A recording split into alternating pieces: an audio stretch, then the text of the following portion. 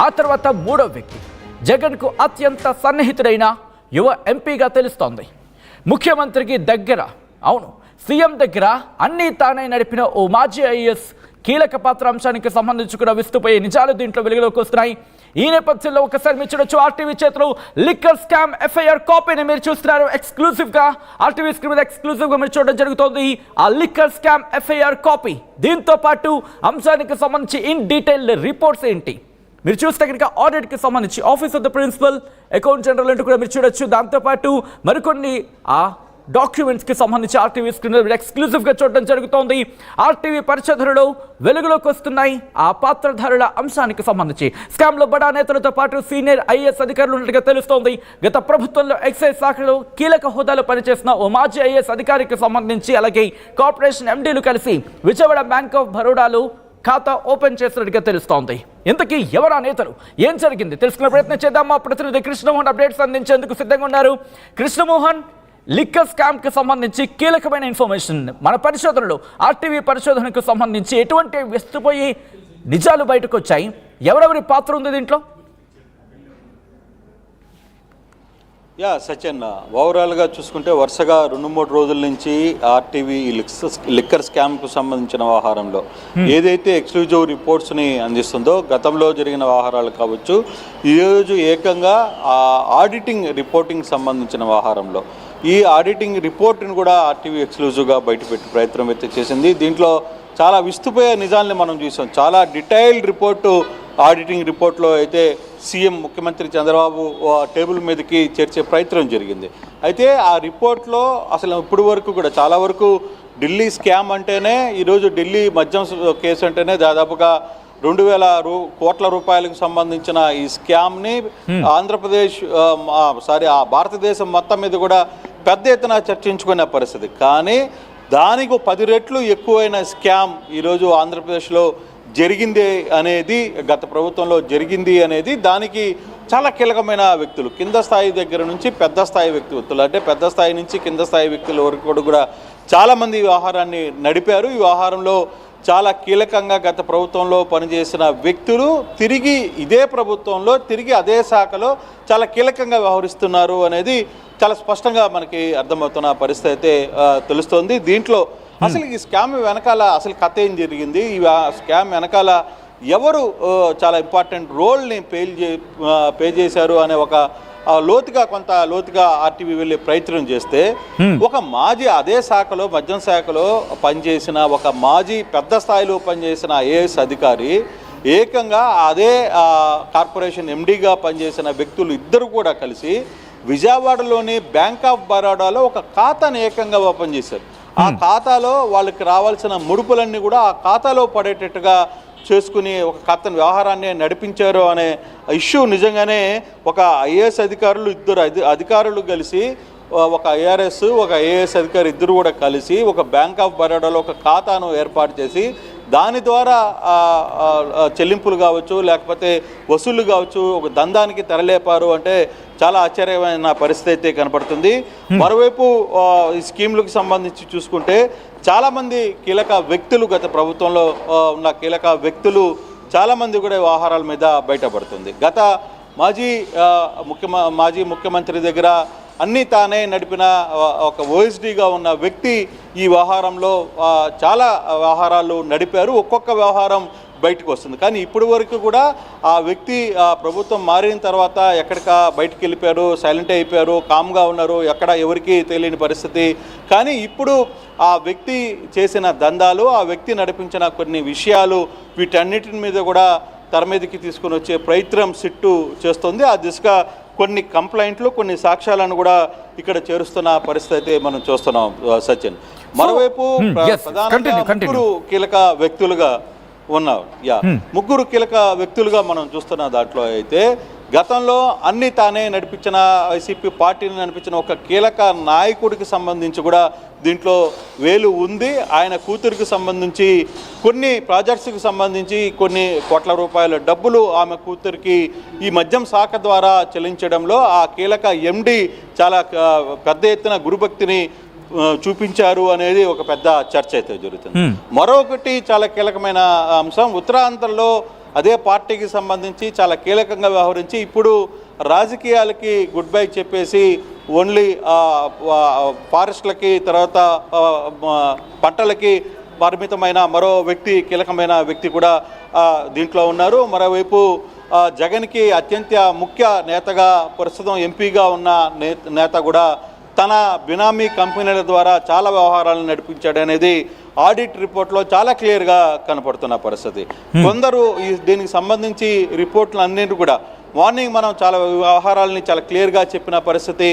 కొన్ని ఏజెన్సీస్కి అనవసరంగా డబ్బులు చెల్లించిన పరిస్థితి మనం చూసాం. కొన్ని ఏజెన్సీలకి కొన్ని అంటే ప్రభుత్వ బ్యాంకుల దగ్గర నుంచి అంటే ప్రైవేట్ బ్యాంకుల దగ్గర నుంచి రుణాలు పొందేదానికి ఏదైతే పబ్లిక్ ఇష్యూ బాండ్స్కి వెళ్తామో ఆ పబ్లిక్ ఇష్యూ బాండ్ల కోసం వాటికి రేటింగ్ ఇచ్చేదానికి కూడా చాలా కంపెనీలకు పెద్ద ఎత్తున డబ్బులు చెల్లించారు. ఈ వ్యవహారాలన్నీ కూడా ఒక్కొక్కటి ఆడిట్ రిపోర్ట్లో దాదాపుగా ఒక 20-25 పాయింట్ల 98 పేజీల ఒక ఆడిట్ రిపోర్టు కంప్లీట్గా కూడా ఇప్పుడు కూటమి ప్రభుత్వం చేతిలోకి చేరింది. అయితే ఇప్పుడు జరుగుతున్న అంటే పబ్లిక్ అంత వ్యవహారాలకి చాలామంది బాధితులు గతంలో ఆ నేతల వద్ద పడ్డ బాధితులు చివరికి ఆ నేతలు ఒకటే చెప్తున్నారు, గతంలో జరిగిన వ్యవహారంలో కావచ్చు ఇప్పుడు జరుగుతున్న వాళ్ళు ఏమవుద్ది మహా అయితే 3 నెలలు మమ్మల్ని జైల్లో పెడతారు, అంతకంటే మమ్మల్ని చేయగలిగింది ఏం లేదు, నా 3-4 తరాల వరకు మేము వాటిలో మా పిల్లలు కావచ్చు ఆ పిల్లలు కూడా ఈ వ్యవహారంలో వాళ్ళు హ్యాపీగా ఉంటారు కదా, అంతకంటే ఇంకేం కావాలని నాయకులు మాట్లాడుతున్నారు. అయితే ఇప్పటికీ ఆ గతంలో ఈ పాపాలకి పాల్పడ్డ నేతలందరూ కూడా ప్రస్తుతం కొంతమంది ఇప్పుడు కూటమి ప్రభుత్వంలో అధికారులు కొంతమంది బడా నాయకులతో ములాఖాత్ అయ్యి వ్యవహారాన్ని బయటికి రానియకుండా తొక్కే ప్రయత్నం జరుగుతోంది. ఈ వ్యవహారంలో కలిసిపోయారు. అంటే గతంలో మేము ఇంత సంపాదించాం, ఈ పర్సంటేజ్ ఆఫ్ ఇది మీకు ఇచ్చేస్తున్నాం అని ఆ సొమ్మును కొంతమంది నేతలకు అందించారనేది ఒక చర్చ కూడా పెద్ద ఎత్తున జరుగుతుంది. అయితే ఇప్పుడు సిట్ ఆధ్వర్యంలో జరుగుతున్న ఈ కేసులో ఏ విధంగా ఈ వ్యవహారాలన్నీ కూడా తెర మీదకి తీసుకుని వస్తారా లేదా, అంటే ఈ వ్యవహారాన్ని ముందుగా నడిపించే ప్రయత్నం చేస్తారా, లేదు గుట్టు చప్పుడుగానే సిట్టు సాధారణంగా కొన్ని శాఖలు ఏ విధంగా ప్రవర్తిస్తాయో ఆ విధంగానే ముందుకు వెళ్తుందా లేదా అనేది చూడాల్సిన పరిస్థితి అయితే ఉంది సచిన్. కానీ ఏదేమైనా ఇంత పెద్ద స్కామ్ అంటే భారతదేశంలోనే ఒక మద్యం వ్యవహారంలో ఇంత పెద్ద వేల కోట్ల రూపాయల స్కామ్కు సంబంధించి వ్యవహారంలో మరి సిట్ ఏపీ ప్రభుత్వం కూటమి ప్రభుత్వం ఏ విధంగా ముందుకు వెళ్తుంది, ఇదే వ్యవహారంలో గతంలో ప్రతిపక్షంలో ఉన్నప్పుడు ఇదే అధికార పార్టీ కావచ్చు, ప్రస్తుత అధికార పార్టీ కావచ్చు, తర్వాత ఉన్న కూటమి ప్రభుత్వ నాయకులు పెద్ద ఎత్తున మాట్లాడారు. పెద్ద ఎత్తున దీనికి సంబంధించి వ్యవహారాల మీద చాలా వేల కోట్లు తినేశారు, లక్షల కోట్లు తినేశారు అని చెప్పి మాట్లాడిన పరిస్థితి. కానీ ఇప్పుడు సాక్ష్యాలు నేరుగా అందిస్తున్నా కొంతమంది అప్పుడు నాయకుల వల్ల అప్పుడు అధికారుల వల్ల ఇబ్బందులు పడి అవస్థలు పడి తమ షాపులను తమ కంపెనీలను అంతా కూడా మూసేసుకున్న వ్యక్తులందరూ నేరుగా స్వయంగా ముఖ్యమంత్రులకో లేకపోతే సంబంధిత అధికారులకో వీళ్ళందరికీ కూడా జరిగిన వ్యవహారాన్ని సాక్ష్యాలతో సహా అందిస్తున్న ప్రస్తుతం సిట్టు వాటి మీద ఏమీ మౌనంగా ఉంది అనేది వాళ్ళ ఆవేదన. నిజంగా ఇటువంటి ఆవేదన జరిగి నిజంగా సిట్టు వ్యవహారం మీద కానీ జరిగితే గత జరిగినలో అంటే ఇదే రిపీట్ అయ్యే పరిస్థితి ఉంది. అంటే ఇక్కడ ఇంత ప్రూఫ్ తో బయటకు వస్తున్న నేపథ్యంలో ఎందుకు యాక్షన్లోకి దిగడానికి ఆలోచిస్తుంది అనుకోవాలా, లేకపోతే ఇంకా సరైన ప్రూఫ్స్ లేకపోతే గట్టి ప్రూఫ్స్ కోసం ప్రయత్నం చేస్తుందా, ఎందుకు ఆలస్యం అనుకోవాలి చర్యలకు సంబంధించి? అంటే కొంత సమాచారం అయితే వస్తుంది, కొంత ఎంక్వైరీ కూడా జరుగుతుంది, కొంత లోతుగా ఎంక్వైరీ అయితే వ్యవహారం మీద నడుపుతోంది. కానీ త్వరతొరగిన వ్యవహారాన్ని నిగుదేల్చే ప్రయత్నం చేయట్లేదు అనేది వాళ్ళ బాధ. కారణం ఏంటంటే ఈ వ్యవహారం మీద విత్ ఎవిడెన్స్ అన్నీ ఉన్నప్పటికీ సిట్టి ఎక్కడో కొంత ఆ స్పీడ్ని ముందుకు రావట్లేదు, ఆ స్పీడు నడవట్లేదు అనేది కొంతమంది బాధితుల వర్షన్ కూడా అంటే వాళ్ళ ఆవేదన కూడా ఆ విధంగా కనపడుతుంది సత్యం. కానీ ఇంత పెద్ద స్కామ్ జరిగిన తర్వాత వ్యవహారంలో ఎంత స్పీడ్గా వెళ్ళాలి, ఎంత లోతుగా వెళ్ళాలి, అయితే దీంట్లో ఇప్పటికే చాలామంది అధికారులని ప్రస్తుత ప్రభుత్వంలో ఉన్న కొంతమంది కీలక నేతలు వాళ్ళ చుట్టూ ప్రదక్షిణాలు చేసి వీళ్ళందరూ తప్పించుకునే ప్రయత్నం ఉన్నారు. వాళ్ళందరూ కూడా వాళ్ళ సంబంధిత ఆఫీసర్లందరూ కూడా చాలా కీలకమైన పోస్టులలో స్టిల్ 8 నెలల పాటు కూడా వాళ్ళు అదే పోస్టులలో ఉండడం, అదే కీలకమైన వ్యవహారాన్ని నడపడం చూస్తుంటే మాత్రం నిజంగా ఆశ్చర్యం వస్తుంది. కనీసం గతంలో ఒక వ్యక్తి మీద ఇంత ఆరోపణలు ఉన్నాయి, ఇంత స్కామ్ చేశాడని చెప్పిన తర్వాత ప్రస్తుత ప్రభుత్వం అక్కడున్న అధికారుల మీద ఎంక్వైరీ చేయించి వీడు ఫలానా అనుకున్నప్పుడు వాడిని వేరే పోస్టుకు మార్చడమో లేదు ఇంకొకటి చేయడమో ఉండాలి. కానీ అటువంటి పరిస్థితి కనపడడం లేదు. కంప్లీట్ కూడా ఎవరైతే గతంలో దొంగలుగా భావించామో అదే దొంగలకు తిరిగి తాళాలు చేతికిస్తున్న పరిస్థితి అయితే ప్రస్తుత ప్రభుత్వంలో కూడా ఉంది అనేది చాలామంది ఆవేదన. అయితే ప్రస్తుతం సిట్టు వ్యవహారం మీద ఏ విధంగా ముందుకు వెళ్తుంది, ఏ విధంగా ముందుకు దూసుకు వెళ్తుంది, లేదా వాళ్ళు కూడా మళ్ళీ స్లో అయిపోతారా అనే అంశాలని చూడాల్సిన పరిస్థితి అంటే సిట్ నుంచి వచ్చిన రిపోర్ట్ ని బేస్ చేసుకొని ఆ తర్వాత యాక్షన్లోకి దిగే అవకాశం కనిపిస్తోందా ఆ అధికారులకు సంబంధించి?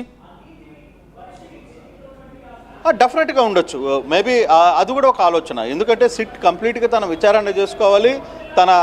తను అనుకున్న నిగ్గు తేల్చాల్సిన విషయాల్ని చాలా ఉన్నాయి. అన్నిటిని కూడా బయటికి తీసుకొని వచ్చిన తర్వాత ఒక సమగ్రమైన రిపోర్టుని పెద్దలకి ఇచ్చిన తర్వాత కుటుంబంలో వాళ్ళు అక్కడ యాక్సెప్ట్ చేసిన తర్వాత యాక్షన్కి మూడ్లోకి వెళ్ళే పరిస్థితులు అయితే కనపడుతున్నాయి. అంటే ఈ లోపల చాలామంది కోర్టులకు వెళ్ళి లేకపోతే ఇంకో రకంగా వెళ్ళి అక్కడి నుంచి తప్పించుకునే ప్రయత్నాలకి చేయడం ఒకటి. రెండవది మరోవైపు కంప్లీట్గా ప్రస్తుతం అధికారంలో ఉన్న బడా నేతల్ని లేకపోతే వాళ్ళకి సంబంధించిన అధికారులని టైఅప్ చేసుకొని వాళ్ళ పర్సంటేజ్లు వాళ్ళకి ఇచ్చేసి తద్వారా ఆ ఇష్యూని కామ్ చేయాలనే ఒక ప్రయత్నం చేయడం. ఇటువంటి ఇష్యూల వల్ల సిట్టు మరి ఏ విధంగా ముందుకు వెళ్తుంది, అందులో ఏదైనా సరే కొంత ఉన్నతాధికారులకు సంబంధించి వ్యవహారంలో అక్కడ అధికారులు ఆదేశించిన ప్రకారమే జరపాలి కాబట్టి సో దీంట్లో కేవలం చిన్న చిన్న పిచ్చుకల్ని పట్టుకుంటారా, రాబందుల్ని పట్టుకుంటారా, రాబందుల్ని తీసుకుని అసలు సూత్రధారులు ఎవరు అనేది కనిపెడతారా లేదా అనేది చూడాల్సిన అవసరం అయితే ఉంది సచిన్. అంటే ఇన్వెస్టిగేషన్ సంబంధించి జోరందుకుంటుంది. ఎందుకంటే అప్రూవర్ అనే మాట వినిపిస్తూ ఉంటుంది. ఇటువంటి కేసెస్కి సంబంధించి ముందుగానే అప్రూవర్గా మారిపోయి డీటెయిల్స్ ఇవ్వడానికి ఇన్ఫర్మేషన్ అందించే ప్రయత్నం జరుగుతూ ఉంటుంది. అటువంటి పరిస్థితులు ఏమైనా కనిపిస్తున్నాయా ప్రస్తుతం మీ ఎంక్వైరీలో భాగంగా? కొంతమంది అప్రూవల్గా మారే పరిస్థితి ఉంది. కానీ ముందు కేసు వాళ్ళ మీద రిజిస్టర్ అయితే కదా అప్రూవల్గా మారుతారా లేకపోతే లేదా అనేది లేదు. కొంతమంది ముందుగానే నేను చెప్పినట్టుగా ఇందాక చాలామంది బడా నేతల కంట్రోల్లోకి వెళ్ళిపోయారు, వాళ్ళ రక్షణలో ఉన్నారు. సో వాళ్ళ రక్షణను కాపాడుకోవడానికి వాళ్ళు చాలామంది ప్రయత్నం అయితే జరుగుతోంది. కానీ ఏదేమైనా ఈ సబ్జెక్ట్లో మాత్రం ఎక్కడో కొంత నెగ్లిజెన్స్ చాలా క్లియర్గా ఉంది. ఇన్ని వేల కోట్ల రూపాయల స్కామ్కు సంబంధించి ఎందుకు వడివడిగా ప్రభుత్వం అడుగులు వేయలేకపోతుంది? దాదాపుగా 8 నెలలు జరుగుతున్నా, 8 నెలలు పూర్తవుతున్నా, ఈ 8 నెలల్లో కనీసం సంబంధిత అధికారులు జరిగిన స్కామ్ మీద ఒక అంచనాకి ఎందుకు రాలేకపోతున్నారు, ఈ వ్యవహారంలో కత్తంతా నడిపించిన వ్యక్తుల మీద ఎందుకు అంచనాకి రాలేకపోతున్నారు అనేది చాలామంది ఈ వ్యాపారం చేసిన వ్యక్తులందరూ కూడా తమ ఆవేదనని వ్యక్తం చేస్తున్న పరిస్థితి అయితే చాలా స్పష్టంగా కనపడుతోంది సచిన్.